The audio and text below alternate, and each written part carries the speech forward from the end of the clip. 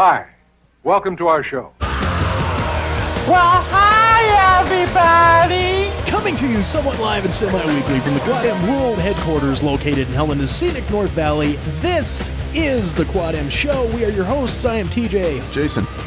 And, good sir, since I know your long-ass work hour days, sir, how was your week? Yeah, busy as fucking work. Holy cow, man. Fatty's got a fat. Fatty's got a fat, man. That just makes my paycheck fatter. And what did I do on the weekend? Was there any airsoft involved? No, there was no airsoft involved. It was too fucking hot Sunday. Okay. Remember Sunday when the depths of hell decided to descend upon the Helena Valley? Sunday was not a pleasant day. Giggity. You know, the week. Well, I mean, I would say that the weekend in and of itself, but yeah, Sunday was just brutal. The night before, Saturday night, did some night fishing down below Hauser Dam. Okay. Got down there about 9 o'clock. We fucking my very first cast out. Whiz, plunk, bam! Almost instantly. Fucking brought in a nice little trout, and the fishing was so good. We lost track of time, and we didn't leave there until 3 o'clock in the morning. Holy shit! Fucking A. Nice. It was fucking great. I mean, the wind was blowing a little bit. It was like perfect temp, dude. Just yeah. After cooking all day. Fish house. Fish house. Yeah. Yeah. Well, you know, and there was a story that you recounted to me on the way in that I do want you to discuss because it was just too damn funny. But we'll lead into that. So, okay. You know, my weekend in of itself, you know, I mean, as usual, not really eventful. You know, it's pretty much work, come home, work, sleep, hit the gym, repeat. Okay. So there were a couple of little tiny one-off things that just kind of made the week, you know, worth it. Like today after work, stop off over at one of the local convenience stores there to, you know, pick up various wares and goods, as I often do. And, you know, the Mountain Dew and 2 Powerball tickets. Can't win if you don't play. So...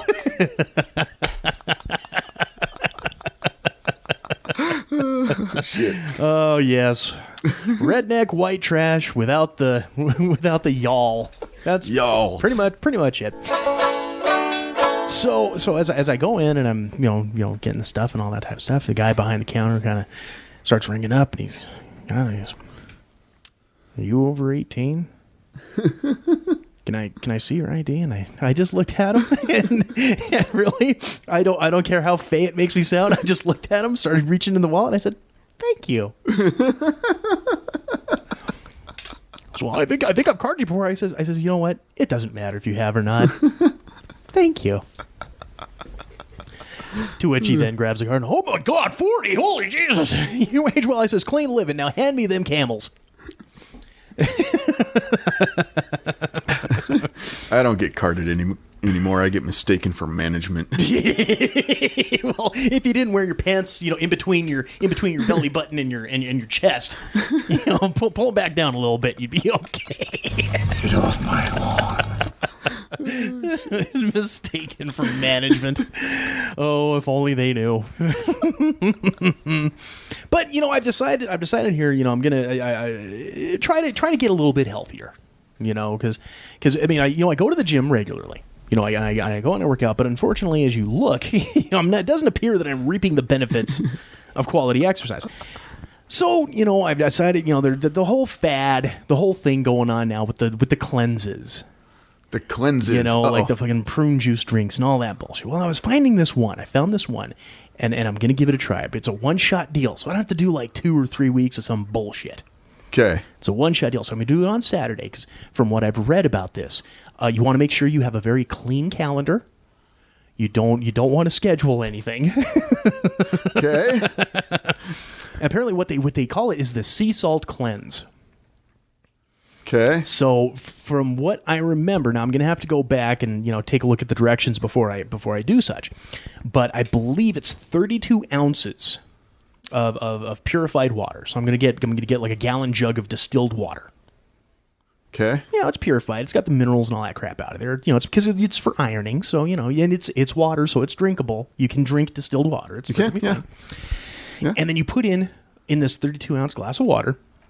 Tepid, room temperature water, not cooled, not chilled.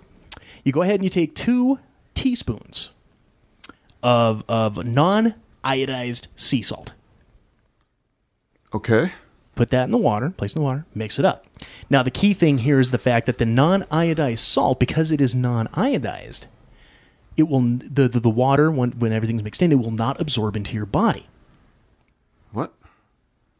What? The water will not absorb. Your body will not absorb the water. Because of why? The non-iodized sea salt. That's bullshit right there. Well, from what I've heard. Now, I don't, again, I'm just what I'm reading. These are medical doctors. I have done my research on this. You know what? I don't go into things haphazardly. I do my research and follow up. If I smell a rat, I will call it out. You know this. I figure it's salt and water. There's plenty of medical record. Everything. This has validity to it, but we're gonna give it the test. Okay. So you go ahead, you take it, and then you basically it's like flushing out the radiator. So you're drinking a bunch of salt water. Yeah, because it's gonna fucking. You big dummy. Yeah. That's why you can't drink ocean water. It'll give you fucking diarrhea and you'll dehydrate your shit to death. Well, you don't. Yeah. No, like I say, it's it's one, but it's a one shot deal. You don't. This isn't something you do on a rate. That's why it's a one. You just do it once. And then, you and if you need to, you give weeks or months out before you do the shit again. So sounds like bullshit. I am, we will find out. Okay. I'm going to give it the test. And it's not, it's not like I'm going to fucking drop 30 pounds. I mean, Lord knows. I mean, with my diet, who knows? Maybe fucking an entire steak flies out. I don't know. But we're going to give it the test. We'll see what happens. Best of luck to me. That's all I'll say at this point. And I wish you luck, but I'm still calling bullshit. Okay. But basically, like I said, just, kind of, you flush out the system and it, makes you feel a little bit lighter, makes you feel a little kind of cleaner in there. But then later on, I'm going to be doing there's the 28-day diet by, like Muscle and Fitness, to help burn fat, build lean muscle. And it's not some bullshit diet there either. I mean, it's just, healthy quality stuff. Like chicken and asparagus for dinner or, drink your protein. I like asparagus with butter. I've never been a fan of it. I was forced. Have you always tried it's probably because you've been fed the canned asparagus. No. I mean, it's few and far between. There was one ex that tried to get me to eat it and I refused to eat it. Okay. And then there was, the recent Jessie, who between her and the kids, I was forced to eat it. So I did eat it. And like I said, it's okay. I'll eat it. It's okay. But it's not like, it'll probably be like, try to get as much asparagus in, just to get it, and then have like 4 or 5 bites of chicken just to cleanse the palate and just continue forth. That's how I would, and plenty of water. Here's where you find some really good asparagus that you got to give a try. Okay. Okay. Because I'm not a fan of like asparagus a whole lot, especially canned asparagus. Right. It's got to be fresh. Yeah. When it comes to any vegetable, fresh, you always go fresh. Asparagus grows wild around here. Okay. You can find it in like the fucking irrigation ditches alongside the road, shit like that, all over the place around here, literally, dude. Yeah, I don't know that I'm going to be eating irrigation ditched asparagus, but yes, I do. Yes, it grows wild, and it's just as edible as anything else. Yeah, wild asparagus, and you pick that stuff, and you don't freeze it, or you just take it home and cook it with your dinner right there with some steam with some just butter and maybe some salt and pepper if you like that. Oh, that is some good asparagus, dude. Yeah, that's one of the things I say. I don't use salt or pepper. Salt because family history of high blood pressure, and then pepper because I had read a report that there was a federal allowance for mouse poop. Holy bejesus. Which I'm sure there is for all foods, but all I read was the pepper. So I just said no. If they allow mouse poop and pepper, I'm no matter what minuscule percentage amount that they do. I mean, it was like 0.00003. It doesn't matter. The fact is that, you know, even one little, no. So I quit pepper that day. Haven't used it since. But it's been snuck up on me a time or two, I'm sure. You know, there's, you know, certain things. I just, you know, I'll talk about poop, but I'm not going to eat poop. That's just not, it's not going to happen. I refuse to allow that to take place. Joe, man, that's the nastiest thing. And so yes, coming full circle, if the sea salt cleanse is complete and total bullshit, you will hear it here first. I will totally cop to it being a total bullshit thing. Okay. But if after I'm done and I feel like, you know, like cleansed, like I feel, wow, I mean, I actually feel a little bit better about, wow, okay, look at this, I can jump an extra 6 inches, whatever it be. I will give the full report. I'll try not to be too graphic. Because really the only reason I want to, if it's a show, it'll make for some some great audio. Keep a journal. Keep a detailed Keep journal. a detailed journal. 7:45. The grumblings began. I made my way to the commode. 7:36. Oops. 7:41. Never trust a fart.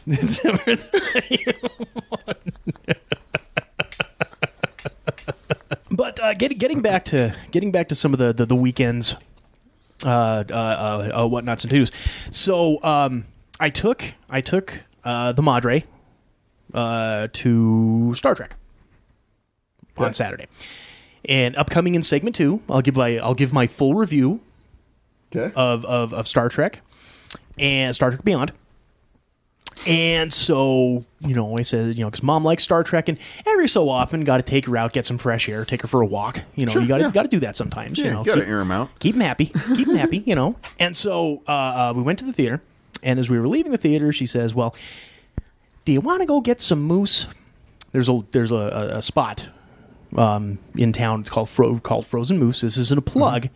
But I can say, you know, it's the frozen yogurt. It's a wonderful little place. You can go. Have you been in there before? No, I haven't. I've heard about it. It's good.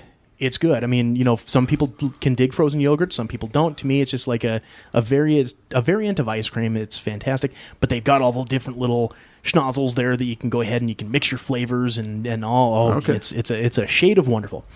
But I told her, I said, you know, I'm not really down for the moose. I mean, it's coming up on about 3:00. I could, you know, and she says, well, shall we do lunch? I says, you know what? I'll take you up on that. I got the movie. You can get lunch. So we stopped as we're heading, trying to think of places to go. And I says, you know what? A place that I haven't been to in quite some time, and I love their lasagna.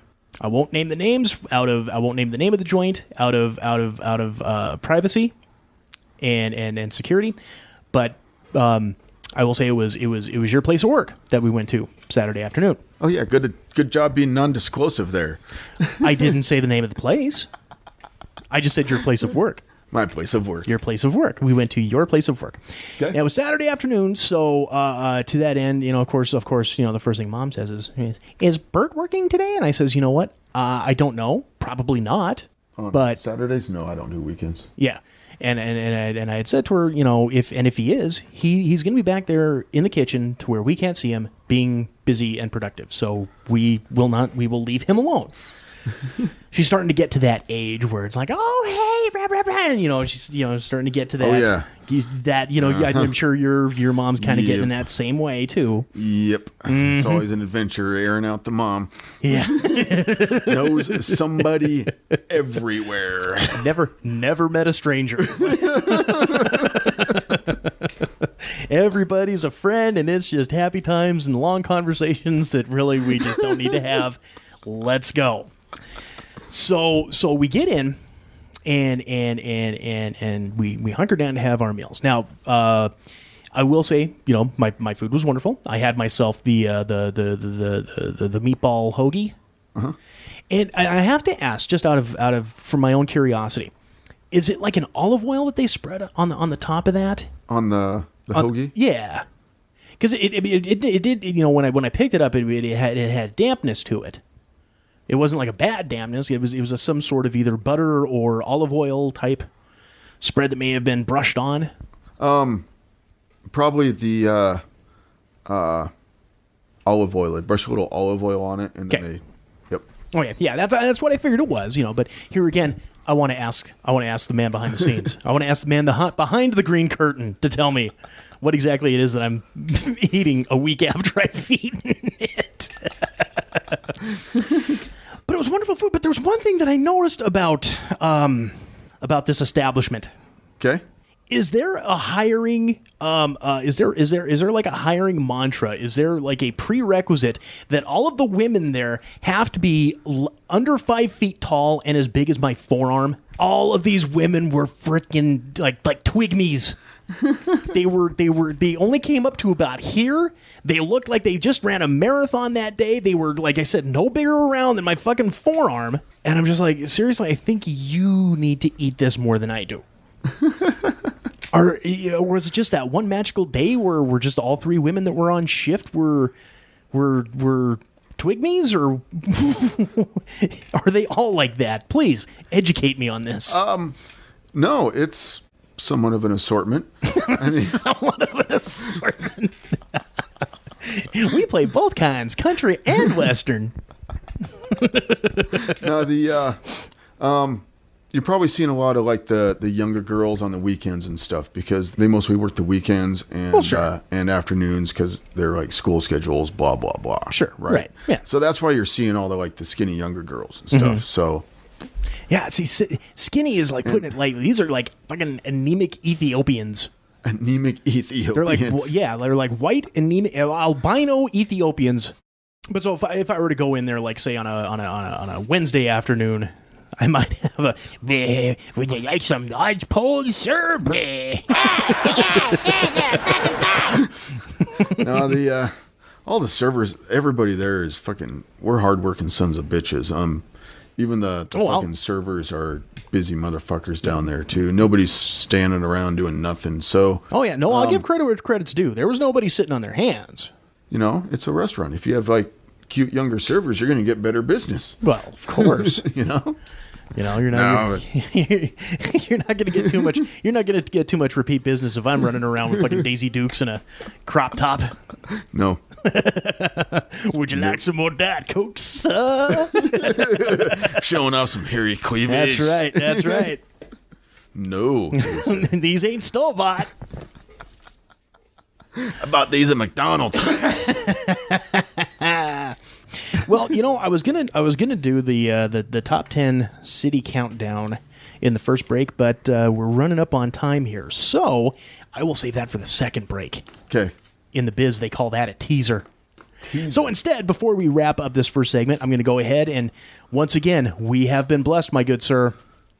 Another Z-list celebrity follower of the week. Would you like a second to be able to Google our friend? Yeah, let me get the Googler here. Certainly. This week we add to our ranks Joe Cernio. Joe, and I will read this directly from his IMDb biography because it's so much easier that way. Joe Cernio was born and raised in Jersey City, New Jersey, the Heights, as they like to call it. He's been in the industry for 14 years as of 2015. So I guess now at this point it'd be 15 years. Known as the character of Joe on All My Children, he has been on such other shows as The World Turns, Rescue Me, Love Monkey, and films such as The Roadhouse. Not Roadhouse, but The Roadhouse. The Roadhouse. The Roadhouse. Morning on Charlotte Street and Meet Mario, as well as many others.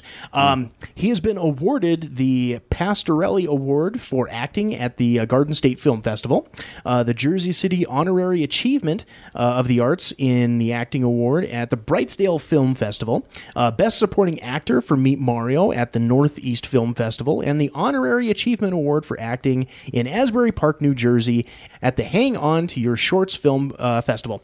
He has been nominated for Best Actor 3 times, as well as Best Supporting Actor in various awards. So, Joe, Mr. High-ranking, falutin' award-winning actor that he is, thank you for stopping by and joining the Quad M Show Playground. Please, by all means, don't jump from the jungle gym. because we forgot to put sand in the sandbox. Don't eat yellow snow? What the fuck does that mean? Don't trust a lemon snow cone is what that means. All right, so with that, we will go ahead and we will wrap up this here first segment. We will come right back with a little bit of Fred G. Sanford as well as some hot takes. This is the Quad M Show. Stay tuned. Have you checked out QuadMProductions.com lately? QuadMProductions.com is your direct access hookup to order Enigma the comic book series and download the Quad M podcast. Check the appearances page for upcoming events and contact us with questions or comments. Don't be the only lonely soul who's missing out on all the fun. Visit us today at QuadMProductions.com. That's QuadMProductions.com.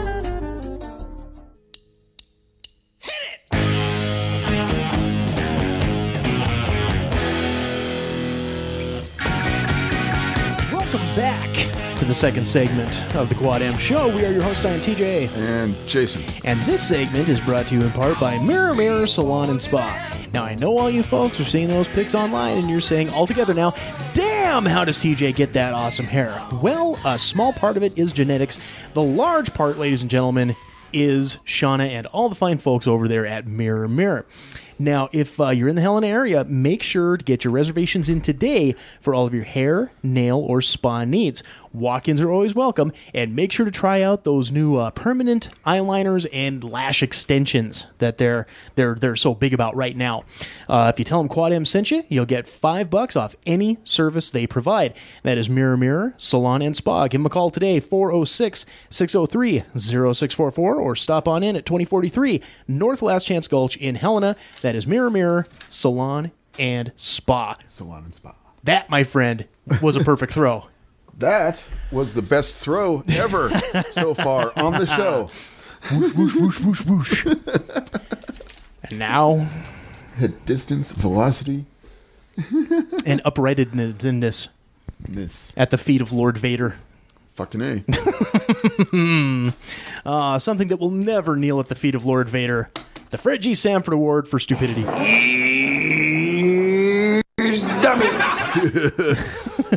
Neil. No, none of our folks are named Neil in this one. Okay, so we got a twofer. You know, I think I actually like going with the two shorter ones as Rather opposed than to a longer one? as opposed to that one long one that just, you know, hurts. Oh my.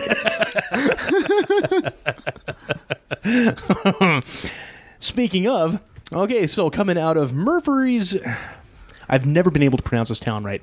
In my previous employment, I would get people calling from this town, and I always butchered it, and I always felt like an idiot when I have someone from Tennessee teaching me how to talk.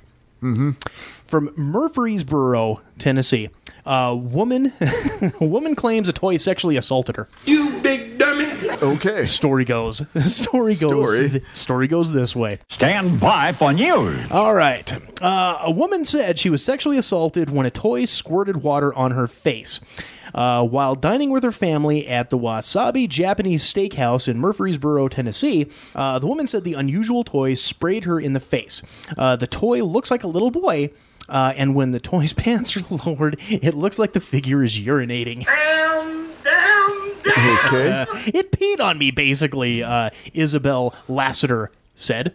Lassiter and her husband were visiting Tennessee from Texas. They said they were horrified. They said they were horrified when the hibachi chef sprayed water from the toy onto her. In front of our minor children and grandchildren, her husband James Lassiter added. They were so upset they called police and cited assault. You big dummy, see what you did? Wow. Okay. This was sexual assault on my wife, James Lassiter had said. Police noted the toy was not anatomically correct, but the Lassiter said that doesn't matter. Just because somebody cut off a piece of plastic, okay, it's not there anymore, but it doesn't change the fact that you're getting peed on, Lassiter said. Johnny Hong. I'm so sorry.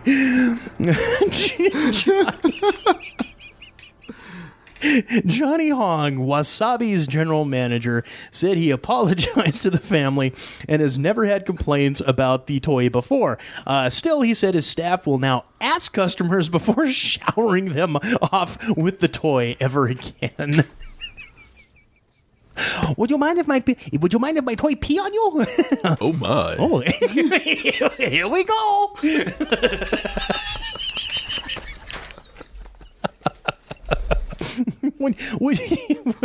Would you like sexual assault with your kimchi this evening? Yes.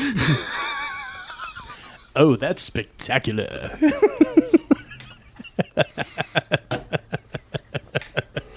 The safety word is Sulu.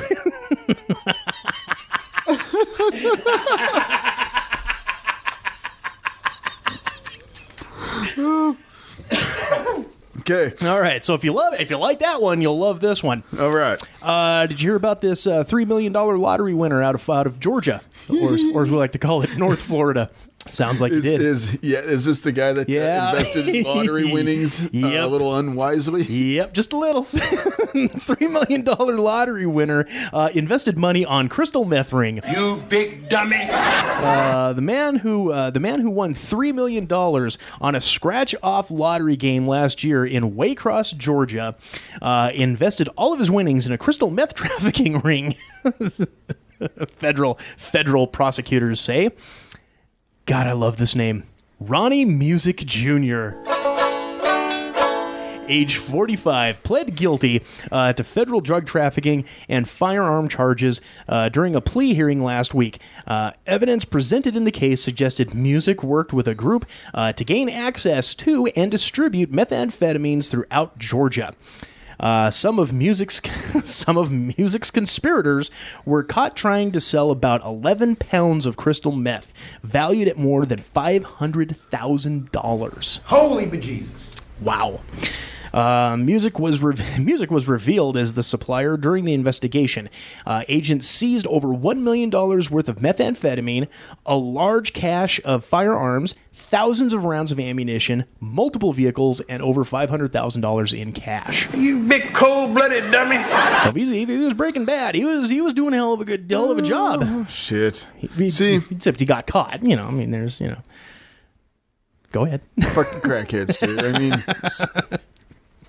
Instead of just going out and enjoying, what we ought to do, Cletus? What we gonna do, Ronnie Music Jr.? With the southern voice, I love that name. What we gonna do, Ronnie Music Jr.? Let's start us up a meth ring. Yeehaw! Yep, yeah. Them. Turn a fucking $3 million methamphetamine investment into $500,000. Them Duke boys are at it again. Let's see what happens after the commercial break. Boss Hog finally won. Oh, defendant Music. I love the federal government sometimes with their press releases. Defendant Music decided to test his luck by sinking millions of dollars of lottery winnings into the purchase and sale of crystal methamphetamine, United States Attorney Ed Tarver said in a press release. As a result, his unsound investment strategy, Music now faces decades in federal prison. You big dummy. Duh, duh, duh, duh. Yep. Stupid fucking meth heads, man. Oh. That Ronnie Music Jr., he's always been in trouble.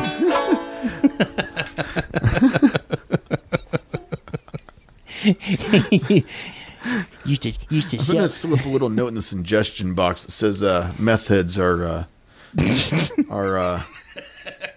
inadmissible as evidence as applicants in the FGS Weekly Award.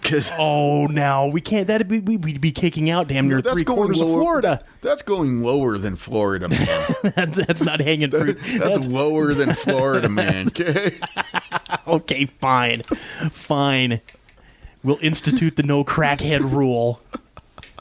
Don't give those stupid fucks any glory. So, anyways, to you, Ronnie Music Jr. Ronnie Music Jr. Letting that one slide because of the name. Seriously, where is that written? Oh, Here, hold on. Let me. I gave it the throw. Let me make sure. Let me see where I got it. Nope, not that one. Hold on. Ronnie Music Jr. oh wow. Ronnie Music Jr. Ronnie Music Jr. Age 45. You realize that's only. it's not so much that. It's like a frisbee.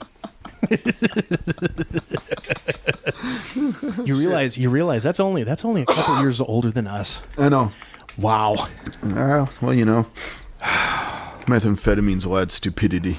You Yankees don't know from nothing. Because what you don't want to do is I could be a Judy chopping and a kung fu kicking, and there goes your leg. You know, there ain't much hollering for a one-legged ninja out there. All right, so to you, Ronnie Music Jr.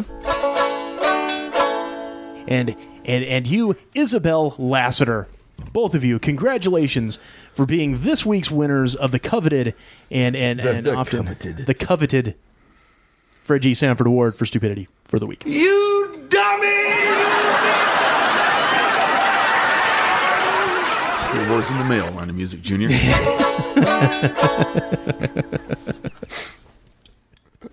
I got me a package. Yeah, you sure did, Ronnie Music Jr. You get the golden staple. Golden staple. No, it's the Fred G. Sanford Award. It's a bronzed bottle of Ripple. It's a bronzed Bud Light bottle. Well, I think the last time I saw Ripple, it was actually sold in gallon jugs. So it'd be a bronzed jug of Ripple. That's, you know, God, I love Sanford & Sons so much. I like a fifth of Ripple. I beg your pardon? We'll both have champagne. Yeah, that's good. Champagne and Ripple. We'll mix them together. That's my favorite. I call it Champipple.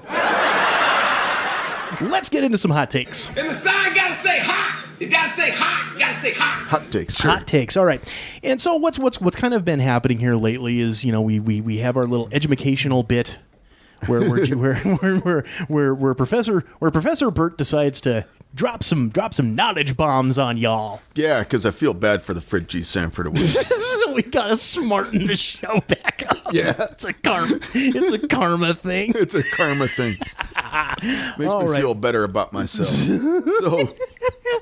So what education bombs are you gonna drop on us this week in Burt's Corner? I'm gonna drop some space bombs. Space bombs. Yep. So, it ends with an awesome joke.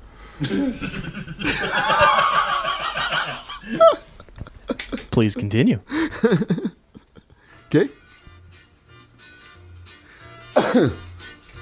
So, here we go. This is some facts and some facts and weird shit about space. Right? Space. The final frontier. Yep, that place. Mm-hmm. Uh-huh. When the Apollo astronauts were outside the protection of the Earth's magnetic field, they reported seeing flashes of blue and white streaks across their vision, no matter if their eyes were closed or not. The flashes were so intense that some astronauts experienced problems sleeping. It was concluded that the flashes and streaks were caused by cosmic rays, either passing through the fluid of the eyes, hitting the retina of the eyes, or passing through the brain and stimulating the visual centers directly. And before you raise your hand in the back there. My hands were firmly down. No, I saw you twitching. It was like a fast draw. It was.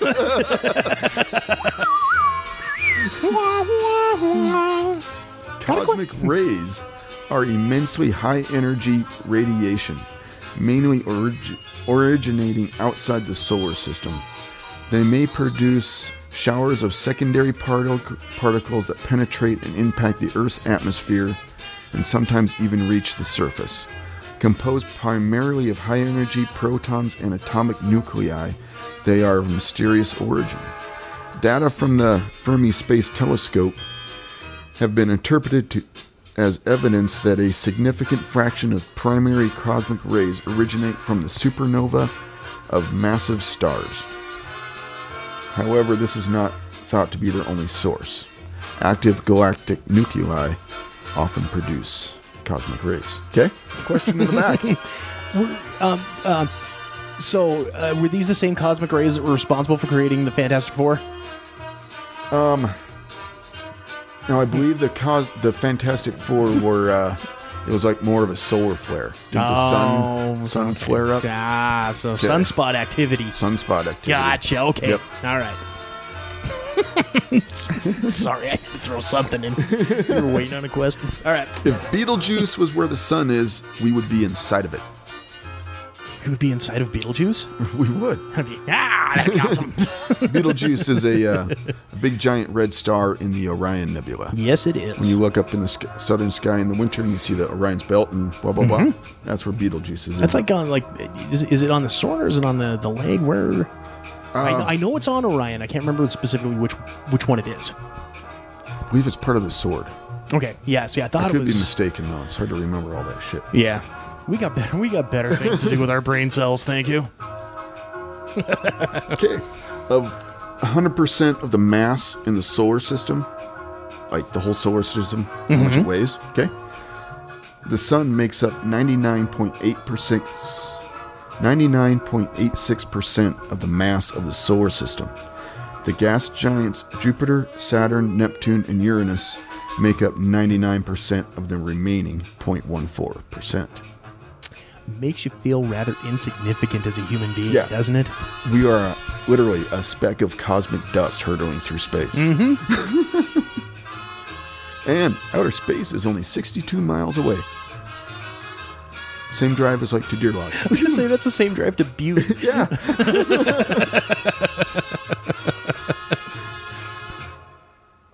There's a pulsar star rotating so fast that its surface is moving at 24% the speed of light.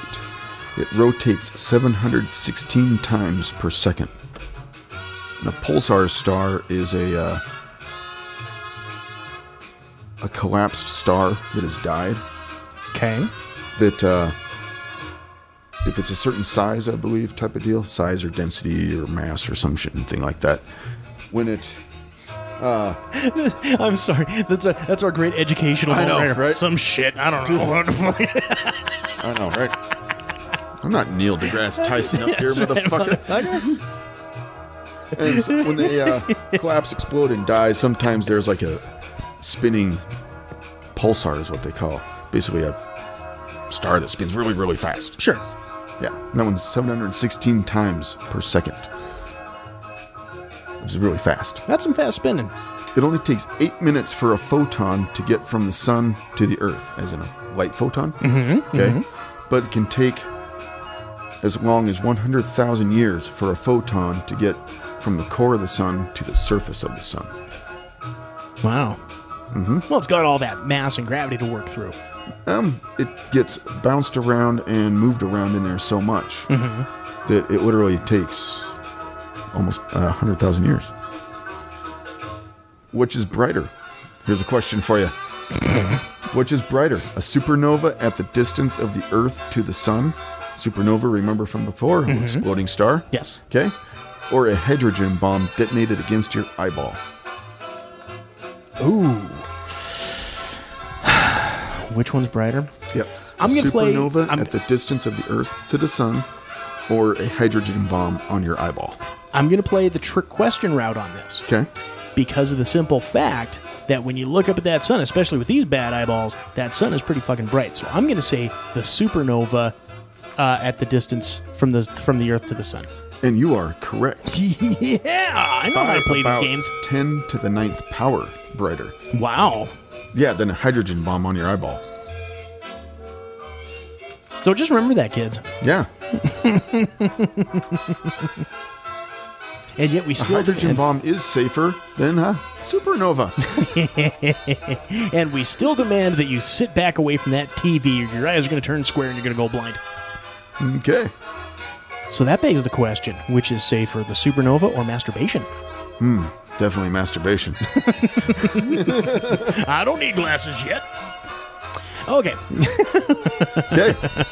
Around a black hole about 12 billion light years away, there is an almost unimaginable vapor cloud of water. Enough water to supply an entire planet's worth of water for every person on Earth 20,000 times over. Well, that's a fucking lot of water, is what. Yeah. There is a type of star called a magnetotar. It is typically about 10 miles in diameter, which is very, very tiny for a star. For a star.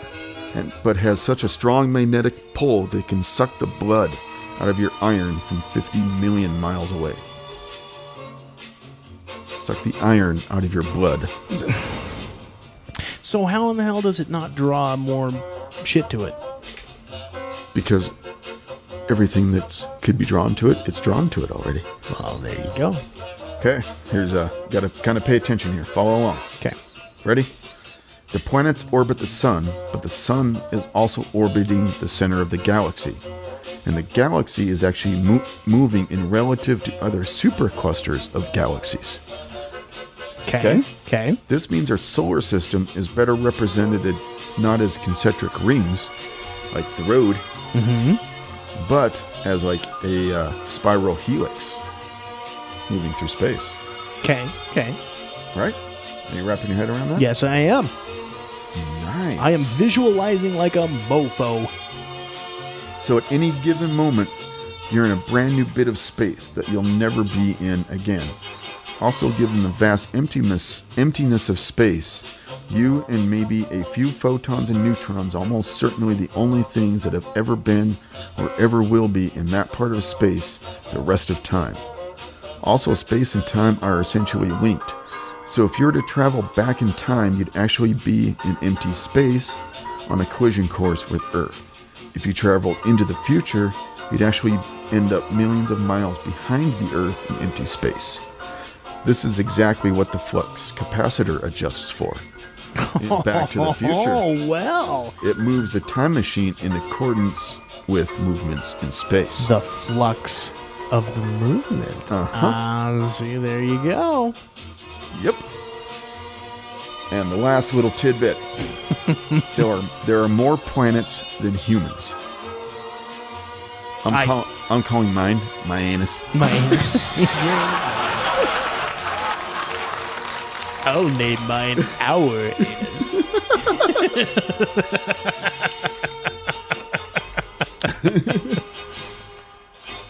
Dude, I thought you said you had a joke you were closing. Oh, was that your joke? That was mine? Yeah. That was anus. okay. Oh, okay. All right. Okay. Yeah. Shaky Vickers one more time, ladies and gentlemen. Yeah. Okay.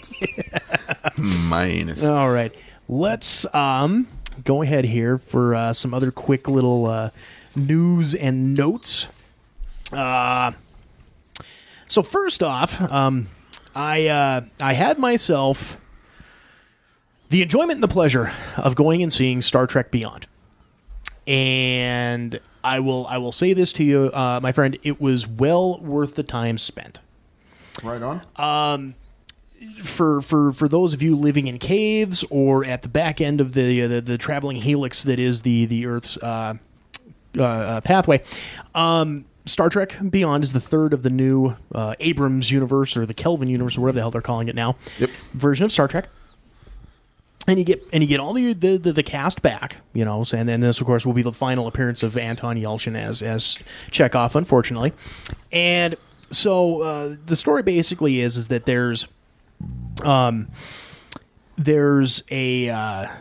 object that this alien warlord by the name of Krall, Krall, Krall, played by Idris Elba, wants to get his hands on as he tries to go and do his universe-conquering type stuff.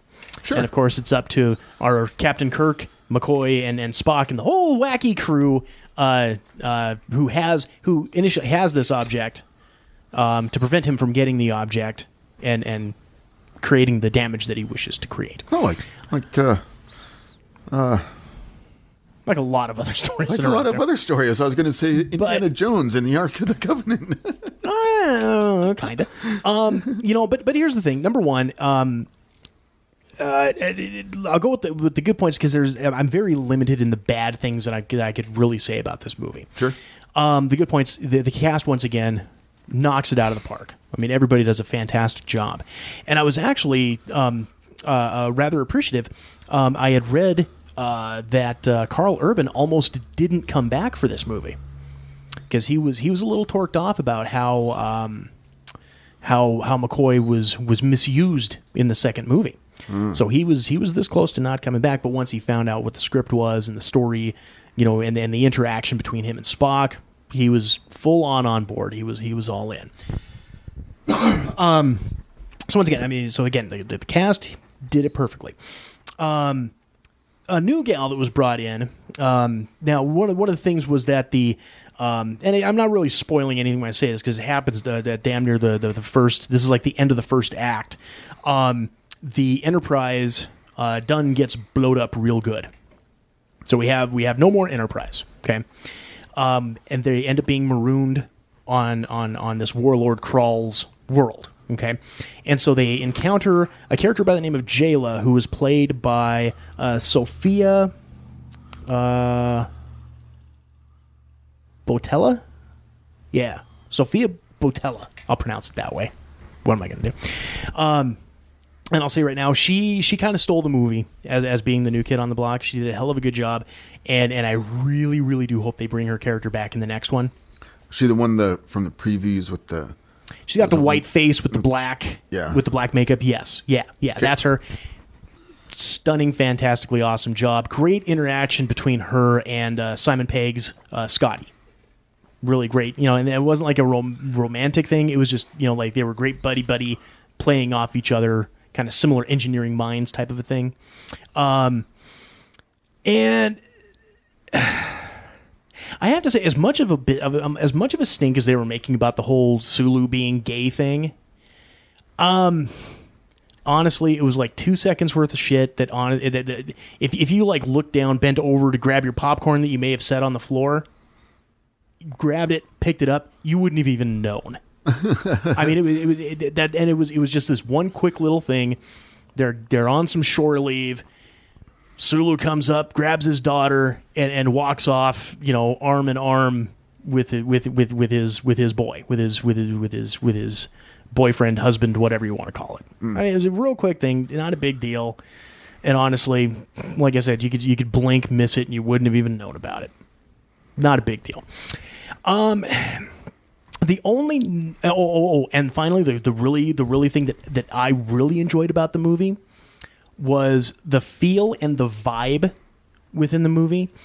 It felt like you were watching a new modern day version of a 1960s episode of Star Trek. Right on. It felt like when Chris was talking about it a couple weeks ago, when we were sitting there talking about it, he said, I heard it had a very Gene Roddenberry-esque feel to it and blah, blah, blah. That's kind of the vibe. It's not so much a Roddenberry-esque type feel. It's just that old 60s vibe where it was like, just a lot more daring and adventurous. To me, it was a lot better than a lot of the other Star Trek movies that have come out, where it's just kind of been like forced action. This actually had a little bit more substance to it in regards to that. Really, really a great ride. Totally enjoyable. The only knock that I had against it was the villain of Krall. And I've gone on record many, many times saying that I'm not going to be impressed with a Star Trek villain until we get someone on that level of Ricardo Montalban's Khan. Not, I think it was Benedict Cumberbatch that played Khan in the last one. Not his. His really didn't do anything for me either, But you got that Ricardo Montalban, man. He sets that bar way damn high. And here again, as when we were talking about the movie, talking about character development, it leaned more towards the Enterprise crew. The villains just weren't developed. It just seemed like they were, we're the bad guys, this is what we're going to do, ba-da-ba. So it kind of left me a little flat there. There was a nice little twist when they reveal Krall's past. I'm not going to spoil that because I don't want to ruin that part for you when you do finally see it. Okay. But it was a nice, cool little twist, but not enough to make him this great villain that you're going to talk about for years to come. So like I said, enjoyable ride, definitely worth the time. If I had to place it somewhere, I would say maybe not quite as good as that first Star Trek movie of the newer ones. It's there, but it's not quite there, but way better than Into Darkness was. Cool. So if I out of 10, I would probably give it maybe about an 8 or like an 8.5. So it'd be like 4 stars. I mean, it's good, it's quality. You're not going to be disappointed in seeing it, but it's not perfect. But you'll enjoy it. Really? Okay. So there's my review for the great Star Trek show. Well, your opinion or not, I was going to watch it anyway. So. Well, and I fully expect that you would. Okay. So next story that I've got here is I'm so pleased when I saw this. I just had to say something about it, and this will be a real quick one. So at the time that this little news announcement came out, 2 weeks after it's released, Ghostbusters, the new Ghostbusters, still hasn't made back its production costs yet. Now, in this Jive Ass article that was written by, I think it came from like Box Office Jive or some shit like that. I don't know. I mean, they went through this whole the article that I pulled this from is like this giant pity party for the movie, going, why didn't it do so good? We were hoping it's going to go out and it was going to do fantastic, and we were going to have a new Ghostbusters for everybody to enjoy. Well, I hate to tell you this, but you're wrong, Chris. But you're wrong, Chris. Put that in your flask and drink it, buddy. As much as the reviewers want to give it a 75, and we're all gonna love it. No, this just went the route of the drizzle and shits. Basic number on this here. Let's see. With a production budget of $144 million, Ghostbusters has managed to secure a total of $231 million and 19 cents. And $19 during its initial 2-week run. And looking to see how many they've pulled out of theaters. While it made a total of $92 million in its first 2 weeks in the U.S., that makes a loss of $15 million for Sony Pictures, who is just dead set. We're going to have a sequel for this. Maybe rethink your options, kids. That's all I'm saying. It's going to do great in China, in Bali. Japan. It'll do great in Japan, yeah. Oh, look, Godzilla. Melissa McCarthy. Ooka dooka. Melissa McCarthy. Oh boy, yeah. So tune in next week for another stunning episode of TJ Was Right. Okay. Or TJ can't stop bashing Ghostbusters. Oh, I'm sorry, but when I know something is just, damn it, when something just is not right, when I know that something is not right, I will not let it die until I get the final nail in the coffin. Yeah. So this is my solemn oath. I swear on a stack of Wacom tablets. A stack of Wacom tablets. I swear to ye, I will not bring up Ghostbusters or the new version of Ghostbusters anymore. I'm not going to guarantee that I will not continue making some Melissa McCarthy joke in some way, shape, or form, but Ghostbusters, I will not lie. You have my word. Okay, so another little bit of quick entertainment news here. August 1st, 35 years ago, one of the biggest things in television history happened, and they were celebrating it this week. Ladies and gentlemen, MTV premiered August 1st, 1981. I remember that too.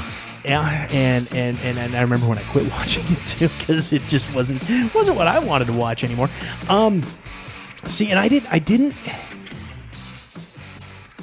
From where we were at, we actually didn't get it for like another year until after it premiered. I mean, it was a long time before we actually got it. But when we did get it, oh my God.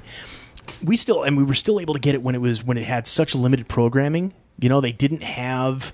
No, didn't have limited programming. It had the programming that it was intended to. It was music television. But they were very limited in their music, in new music videos, because people weren't really putting them out as much. Well, yeah. You know, so you would get some off the wall shit, and it was fantastic. You know, I mean, the only reason anybody knows the Buggles and Video Killed the Radio Star was because of the great trivia question of what was the first video MTV ever played. Video Killed the Radio Star. Goddamn right. I love that. To this day, that is still one of my favorite. That is probably my number one favorite one-hit wonder song. I love that song. But as it, as the rise of, MTV occurred, I think, obviously created the rise of, guys like Michael Jackson, Prince, Madonna, those icons of the 80s where, style definitely overtook substance on a lot of stuff. But you don't say. Really? Really? Please, sir, tell me more. The 1980s where the men used more hairspray and makeup than the women. Now we just use more gel. They call it product. Product. Those wacky gel-infused kids. And then the novelty of that kind of led into like them starting to actually have like real shows. Beavis and Butthead. Well, where even the TV shows on MTV were about music videos. Right. Well, see, and I track even. I'm going to track a little bit farther back. Even Remote Control. God, that was my favorite game show, and I was a game show connoisseur back in the day. Back in the days when game shows were cool. Oh God, Remote Control would have been your game show. Oh yeah. Crap.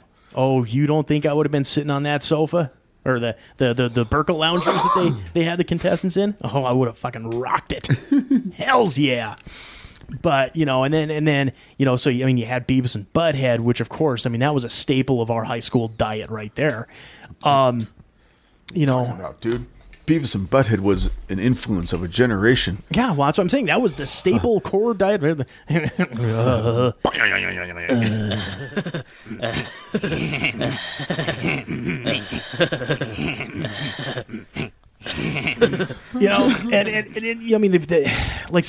key stuff that I was always big on was like you had your like standard pop music, but then you got your hour of magic where you could have stuff like Yo MTV Raps.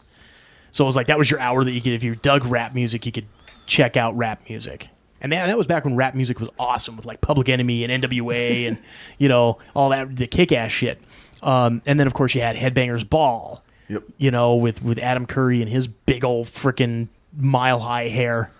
Yep. Sometimes I miss the 80s. Sometimes I miss the 80s. And then unfortunately the bottom kind of dropped out for me by the time when they started The Real World.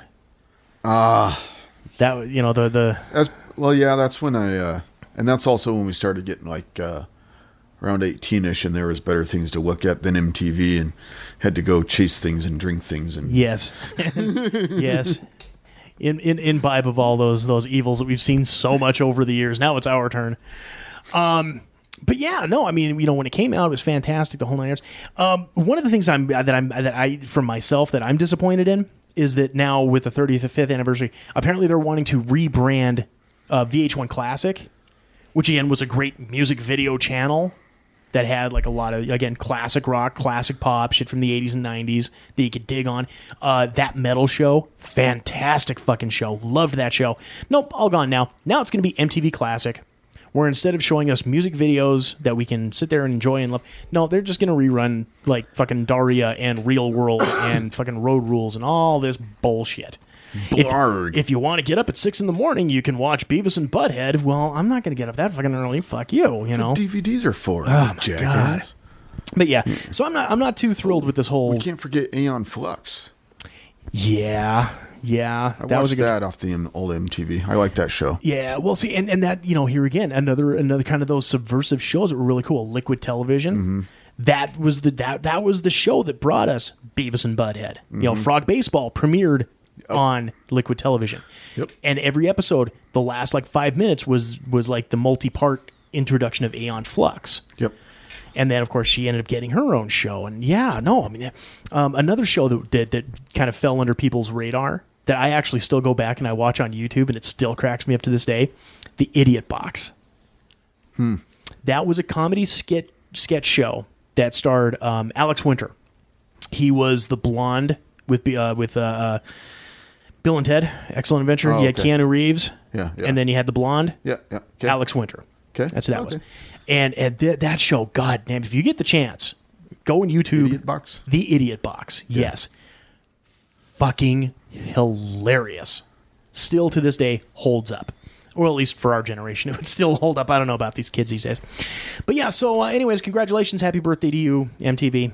Thank you for warping our minds and destroying us and then becoming just a fucking lame shitting thing that nobody really watches. Doesn't stand for music television. It stands for miscellaneous television. Yeah. Okay, so as we wrap up this here second segment, now I was going to do this in the first segment, but we were running a little long there as well. Last week I said I was going to start giving fan service, and we were going to start. I was going to kind of count down the top 10 cities that are listening to or accessing the Quad M show. 10-4. Go ahead.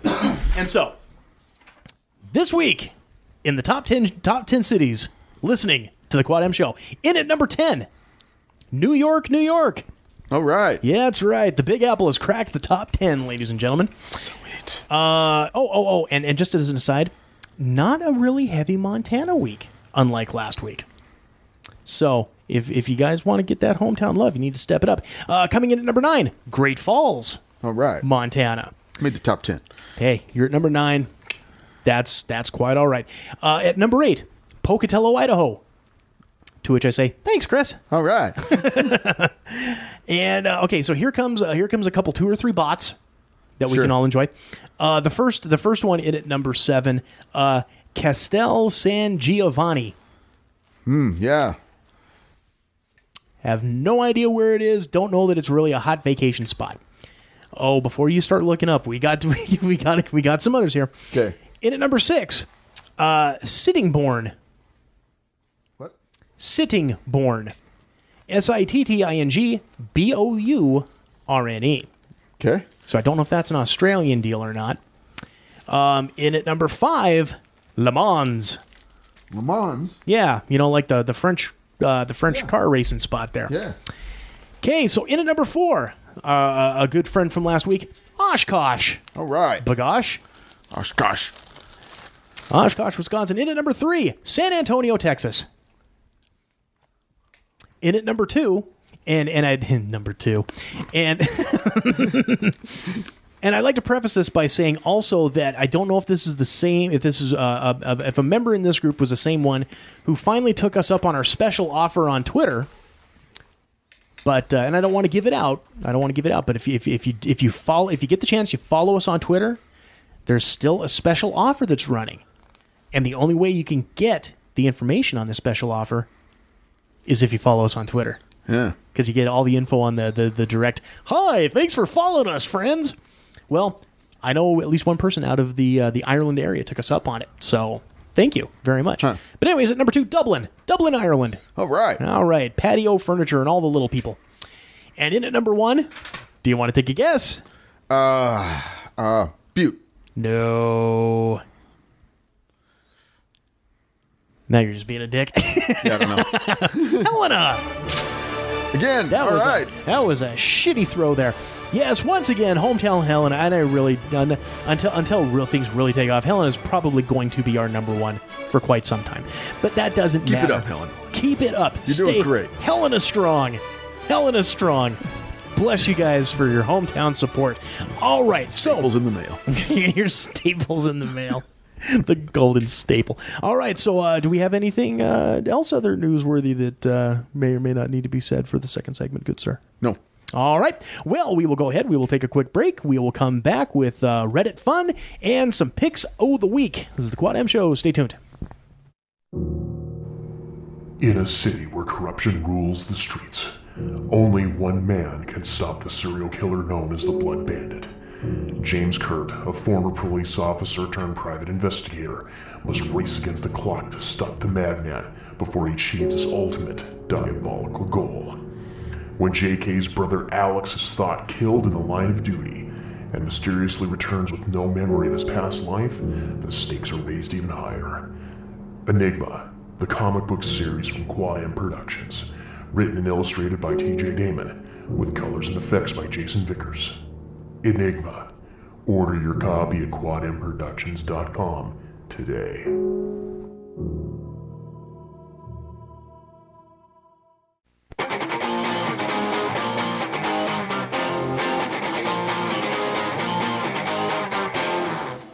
Welcome back to the third and final segment of this here Quad M show. We are your hosts. I am TJ. Still Jason. Yeah. And, as always, this segment is brought to you in part by Deeply Dapper. Hey, are you looking for that one-of-a-kind gift for the geek who has it all? Maybe a little something out of the ordinary for yourself? Well, look no further than Deeply Dapper, ranging from The Walking Dead to Doctor Who to Labyrinth to Star Wars and well beyond.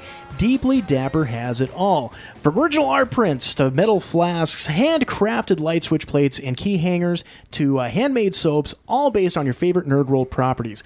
Visit the online store today at deeplydapper.squarespace.com. That's deeplydapper.squarespace.com. Deeply Dapper, better living through tentacles. I think we have to change that ad copy because he told us the other week that the deeplydapper.com is actually working now. So I think I can get rid of that Squarespace, give myself a little less wordage to have to read. Indeed. Because the less I have to read, the better off we all are. Fucking A. Well, according to the little tablet there, it's telling us it's time for a little bit of Reddit fun with Jason. Okay. All right. So, good sir, what do the Hive Mind have for us and the listening audience this week? If Cosmo were written for men, what are some of the awful sex and relationship tips they would give us? And they're pretty fucking bad. And let's see who this was posted by.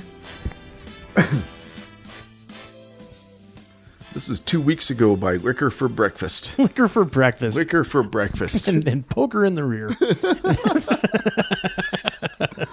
You know, and as a quick aside, you know how we usually say, like, what would your blah, blah, blah be? Okay? My quick aside, and then we'll get right into this. It was the early 20s, and I started seeing, you know, the Cosmo articles, either at the shopping checkouts or whatever. Yeah. And the thing that annoyed me and pissed me off was that 1 month they would tell these women one thing, and then the next month they would tell them to do the exact fucking opposite thing. I think they just got like a lotto machine with the balls and stuff, and they just like pick them out, you know? You know, throw the fucking dart at the wall and see which story it fucking hits. Try ice cubes on his anus. Whoa, look out! Look out! No. Hashtag shrinkage.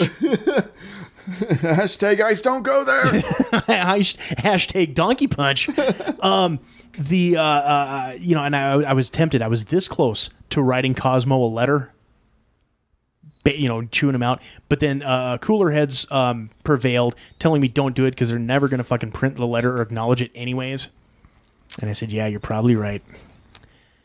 So, as men, if we sit here and continuously wonder why some of these, you know, gals are screwed up in the heads, because they're being told all this wooba stuff coming from Cosmo. So let's hear what crappy advice they would give guys. First one's a good one. The username is a good one. Oh, please do tell. Of course. Chris Reeves Fun Run says, God bless you. God bless you, Redditors. Thank you so much. the jackhammer. Every woman's favorite move, whether they admit it or not.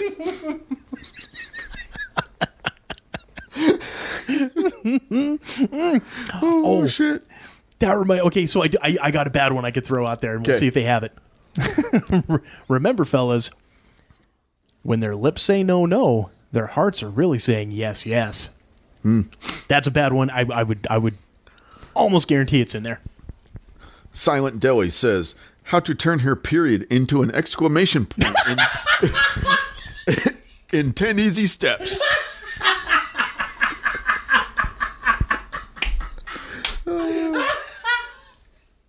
Oh my, this is awesome. Exclamation point. Okay, next. Next is Ancient History says, what barbecue sauce goes with oral sex? 10 recipes to make your woman squirm on your tongue. Number 6 will shock you.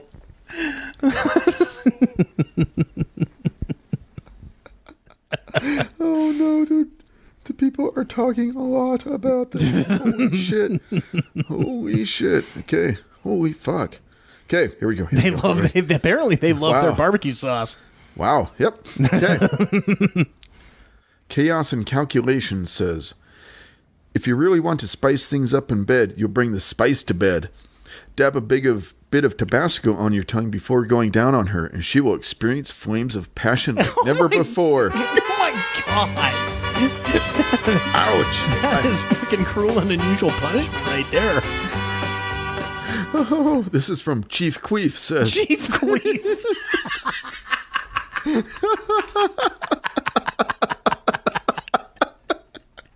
Oh, they are bringing it this week.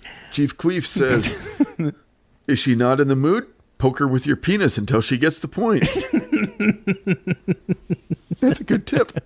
It's like the old joke, honey, if you're in the mood, just give her a tug once. If you're not in the mood, give her a tug 300 or 400 times.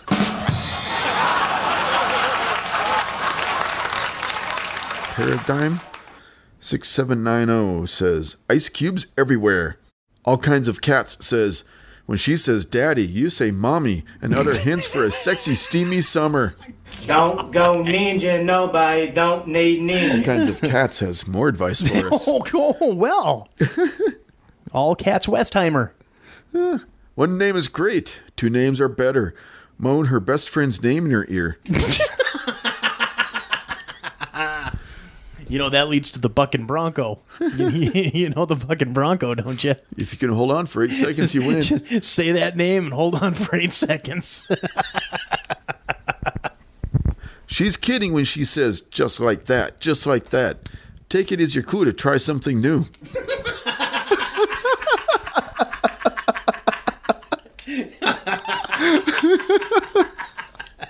Awesome. These really are great sex tips. Thank you, Cosmo. And one last bit of advice from All Kinds of Cats. One word, helicopter. Oh, holy cow. I'm trying to figure that one out in my head, and it's not ringing. Well, that's something you're going to have to Google. Apparently. All right. Train.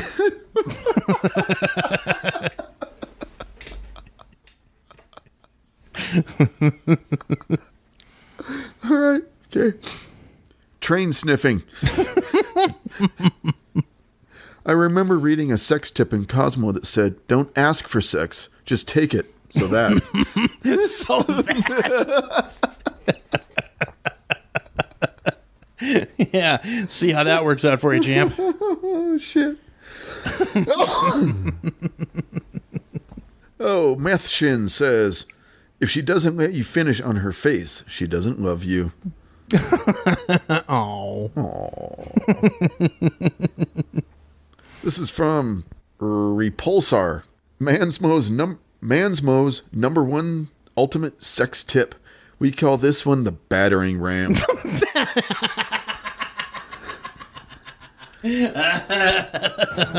Position your body spread eagle across the room. Begin a slow galloping charge toward her lady bits. It's important to pick up speed gradually to enhance the excitement. Let out your best war cry and invade her castle. Slam your ram straight into her chamber doors. Bonus points for a backdoor siege. With this much power, you don't need lubrication. God.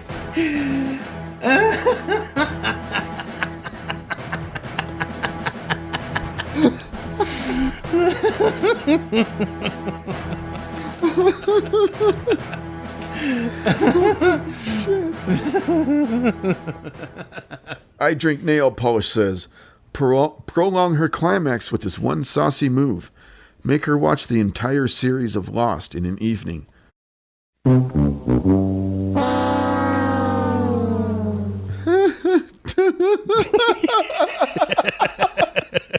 They're fucking names, dude. I love these. Dudley Moore's Booze says... Dudley Moore's Booze. Oh, there is such a special place in hell for you people. I love you. Dudley Moore's Booze has a 7 bits of advice, all nicely organized with good grammar and shit. So, communication is key. Don't expect her to know what you like. Describe in detail what your exes did better than her. Show her the videos of your ex doing it.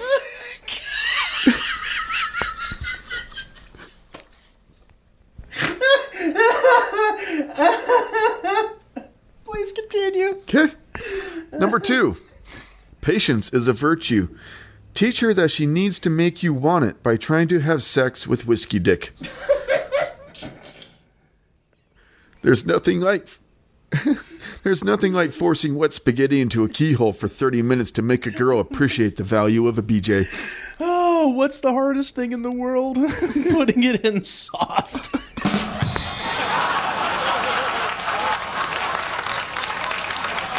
Number 3. Bargain for more than what you want. Tell her you've been thinking about having a foursome without her.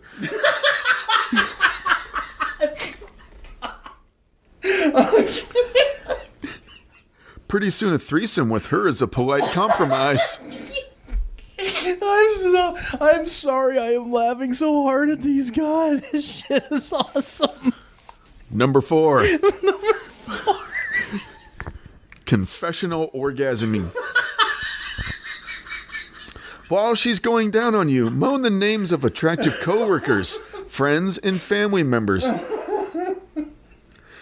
It lets her know that she's nearly not that good looking and reminds her that she's the one you've chosen out of all of them. It hurts. It hurts so bad. Yep. Number 5. Just let her know she's nearly not that good looking. Okay. Number 5.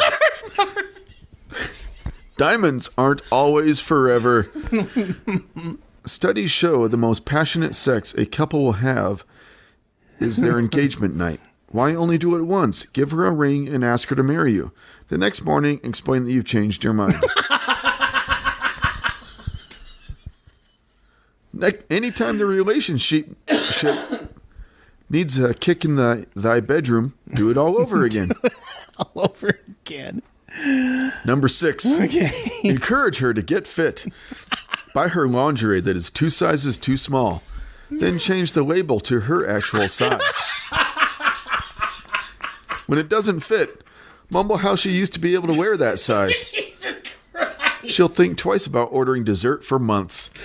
Oh my God. Oh, fuck. That'll save you money, too. I am so sorry. This shit is just fucking kicking my ass. And number 7? Number 7. Everybody wants to be a star. Okay. Discreetly take some nude photos of her and some video of her in the act if you can manage it. Post them online, but don't tell her. If you break up later, send her a link to a reminder of the good times you had. Oh my God.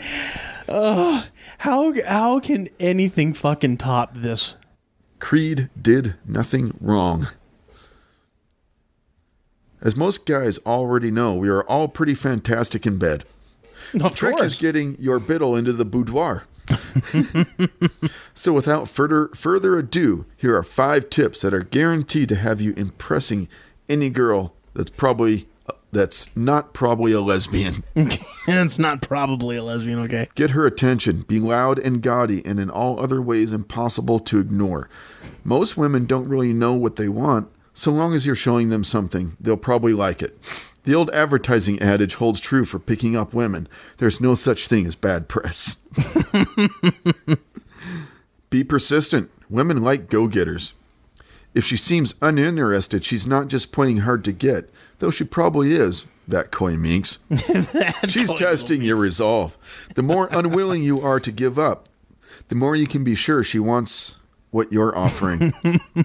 Number 3, wear plenty of cologne.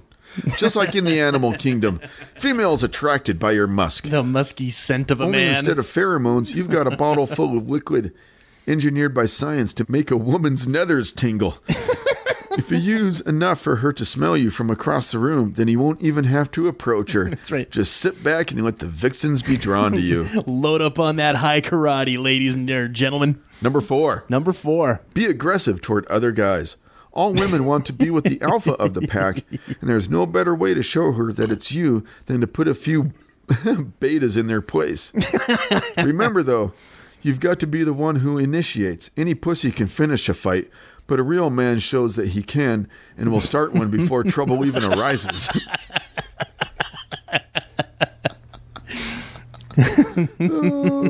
Number 5. If all else fails, get her drunk. We all know that she really wants to go home with you. She's just worried what her friends will say if she makes it too easy. Best way around that, make her stop caring what her friends think by making her stop caring about everything. Just feed her a sugary liquor until she's slurring a little. Then you make your play. Pro tip, buy the first drink in front of her and ask for top shelf stuff. Then kindly offer to go to the bar for future drinks and only get well liquor. Yep. Does the trick, and there's no way she's going to be able to tell the difference at this point. All right, that is some fantastic advice, fans and ladies and gentlemen. Remember, words to live by. Words to live by.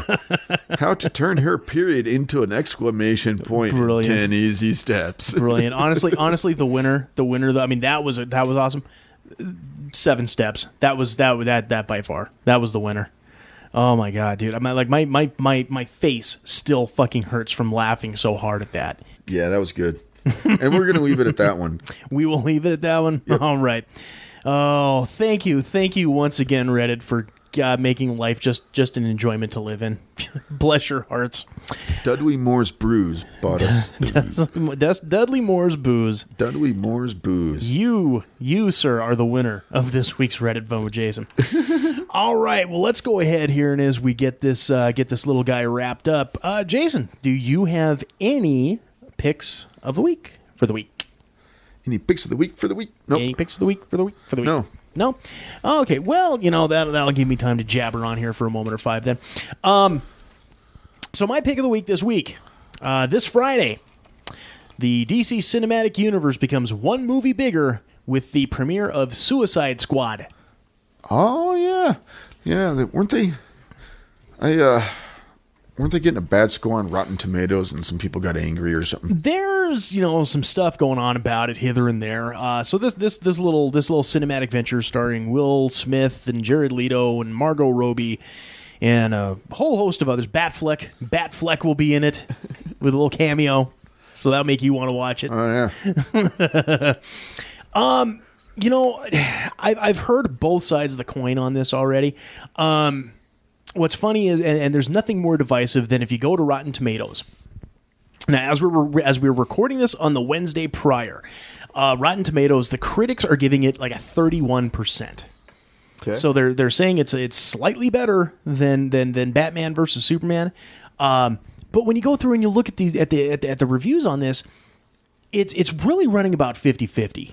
There's half of them that are saying the first act is just genius, but then it just falls flat and it just kind of meh, and giving it under 5 out of 10. But then there's these other guys that are saying, hey, this is really good. Definitely check it out. This is where these movies should be going, and giving it like 4 stars. So I mean, it's weird in that it's a very divisive movie amongst the critics. Sure. But Rotten Tomatoes will also give you the how many people want to see it, and that is running it at 98%. So there's a lot of people that are really looking forward to this movie. I'm one of them, just because I do like those off B-level character. It's not even released yet, so I mean, yeah. And how can you can't even? Yeah, and myself, I never buy into the damn reviewers. I just like seeing what they have to say, just so I can prove them wrong. The greatest one that ever proved a reviewer wrong was Star Wars, because all the reviewers panned that back in the day. And now look at you. Meh. So screw you. Get off. Get out of my movie theater. Meh. But so, so anyways, Suicide Squad centered around the government decides that they're going to set up like this black ops, wet works type of group, the ones that can go in and get the job done that maybe can't get done or whatever. But they use the supervillains. They use the supervillains and the criminals to go and do it. And they call them the Suicide Squad because of the simple fact that if they disobey, well, they'll get blowed up real good. Or if they die in the middle of their thing, well, more's the pity to you. So long. But if they survive their missions and whatever, the dangling carrot for them is that they can win parole. Do you know where they got this story from? Well, I know it was based. Now, okay. In all seriousness, I know. I mean, all this was based on the '80s comic book, The Suicide Squad. But go ahead, educate us. This is the same exact story as the Dirty Dozen. The Dirty Dozen, right? Yeah. And I think they even admitted to that way back in the '80s too. It's just like I said, it's just supervillains. It's just it's the same. Okay. There's nothing original anymore. No, It's Simpsons just- did it first. Yeah. Yeah, Yul Brynner certainly looks like Homer before he got all fat and married. But at the end of the day, even prior to the redoing of the trailer, like first it was just kind of this morose, dark, somber, but everyone was getting pissed off because that's what, the whole Zack Snyder moodiness, dark, why are you doing this? Then they decided to make it hipper and more action-oriented and da-da-da-da-da. So they presented the trailer with the Bohemian Rhapsody. Dude, it's a comic movie. I'm still going to go no matter what. Yeah, I know you are. So Figure Kids probably most likely next week I'll have some level of review for you. In the meantime, go watch Dirty Dozen. Go watch the Dirty. There's Bert's pick of the week, the Dirty Dozen. The Dirty Dozen. The original Suicide Squad. Yep. There you go. All right. So with that, good sir, do we have anything left to pimp, promote, propagate, or pander for the evening? Nope. Fantastic. Well, that will wrap it up for this week's episode of the Quad M Show. Hey, kids, don't forget, like us on the Facebook, follow us on the Twitter. Get in there. That's class. That is. That's class coming right out of your ass. Get out there, get on there onto iTunes and subscribe, rate, and review. That is always important. So until next week, this is TJ. Jason. And we will see you all later. Take care. Goodbye. You've been listening to Quad M Show. Copyright 2016, Quad M Productions. If you have any comments, questions, queries, quibbles, concerns, or just have something funny to say to us, feel free. Email us at quadmcomics@gmail.com or send us a tweet at quadmcomics.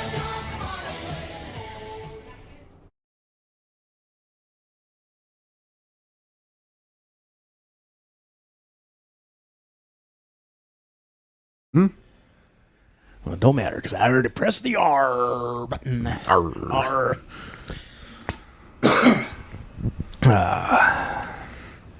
And road is all up in my face. It's up higher this week. I got Roadhouse all up in my business. It's like a goddamn road highway. It's a road apartment building duplex. The hell, road, you trying to squeeze an inch in on me? What the hell? It is. You road are a disgusting fat body. Is that you, John Wayne? Who said that? Who is the scum-sucking roadhouse twinkle-toed fairy that just signed his own death warrant? Fucking A. Goddamn, one of the best movies ever. Oh. Yes. Yes, it is.